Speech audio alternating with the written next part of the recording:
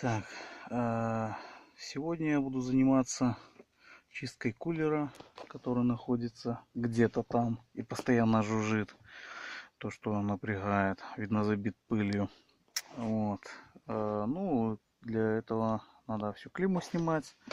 Короче, крышечка эта снимается тоже довольно просто. Поддевается с края отверточкой тонкой и вынимается на себя. Там два торкса снизу. Видно, не видно. Вот. Короче, откручиваем два торкса. И тоже по бокам получается потихонечку тянем эту, ну, поддеваем отверточкой или специальным инструментом пластиковый. Есть такие на Алиэкспрессе, заказывают. Вот. И вытаскиваем ее на себя. Ну, чтобы полностью вынять, надо селектор переключения передач на драйв, скорее всего.